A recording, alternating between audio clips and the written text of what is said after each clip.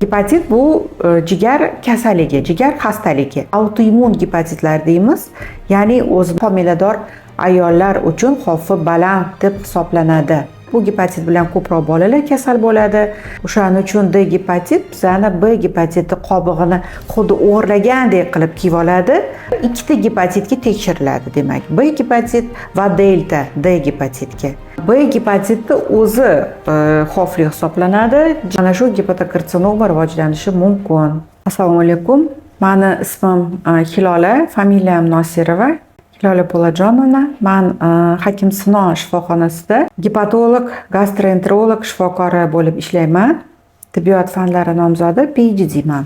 Bugun bizani mavzuyimiz bu gepatit B bilan va gepatit D nega birga uchraydi degan savolga javob beramiz. Kelinglar, hozir biz gepatit nimaligini aniq bilib olaylik. Gepatit bu jigar kasalligi, jigar xastaligi.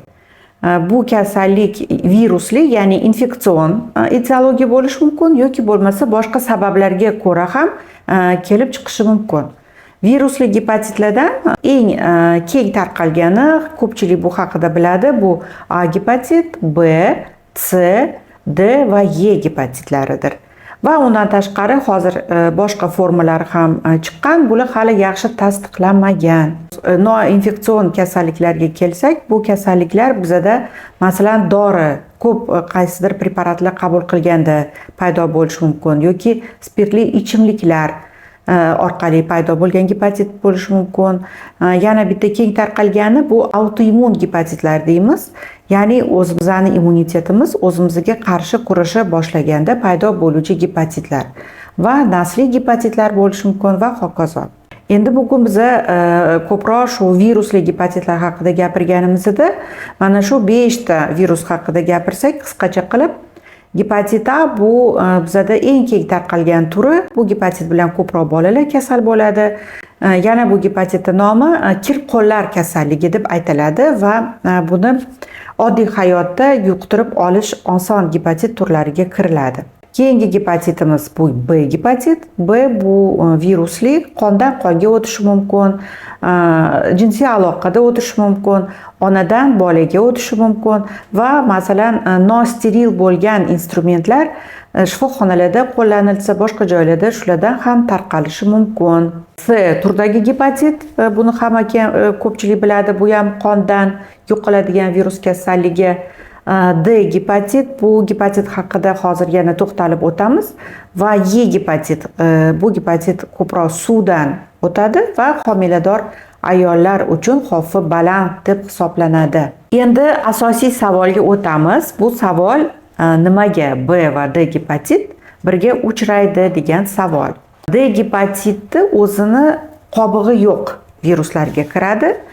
Bu virus yashashi uchun unga kimnidir qobig'i deymizmi yoki kimnidir kurtkasi deb, masalan kiyimi deb ham olsak bo'ladi shartli ravishda va bu B gepatiti qobig'iga kirib oladi. B gepatiti qobig'i ideal ravishda D gepatitga to'g'ri keladi.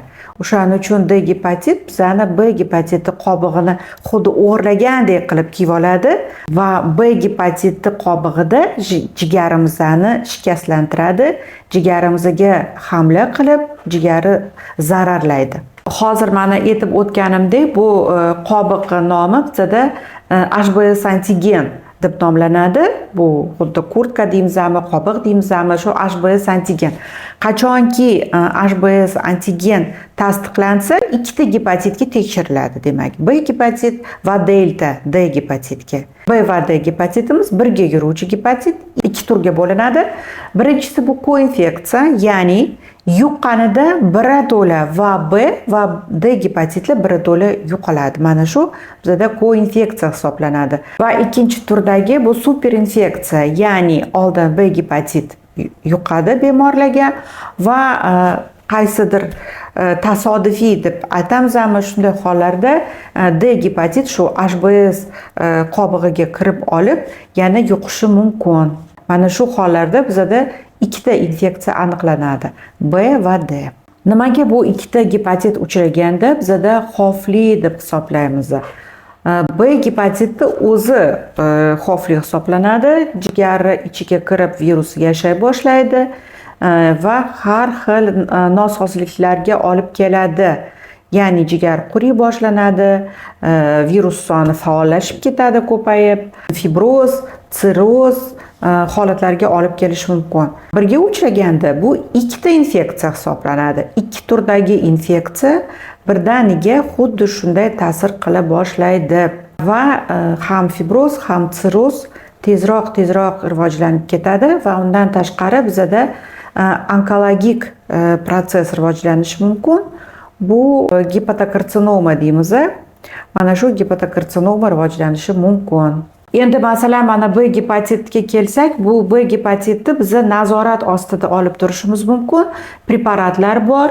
Patsientlar bu preparatlarni qabul qilib, uzoq muddatgacha virusni faollashtirmasdan yashashligi mumkin. Lekin D gepatiti davolash qiyinroq.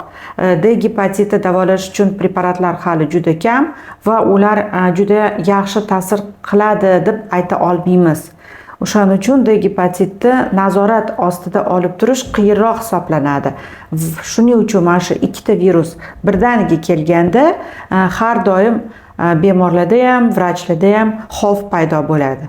Mana 2000-yildan boshlab respublikamizda tug'ilgan har bitta bola B gepatitdan emlanadi. O'shaning uchun 2000-yildan keyingi tug'ilgan bolalarda B gepatit va D gepatit umuman uchramaydi. Asosan bizda xavf gruppasi bu 2000-yilgacha tug'ilgan odamlar. Lekin sizda B gepatit aniqlanmagan bo'lsa, profilaktika eng yaxshi yo'li bu vaksinatsiya, ya'ni B gepatiti vaksinasini olish. Demak, biz B gepatitdan vaksina orqali himoyalansak, D gepatit ham yuqtirib olmaymiz. Siz gepatit B dan emlanganmisiz? Agar emlangan bo'lsangiz, o'zingizni izohlaringizni yozib qoldirishingizni so'rayman.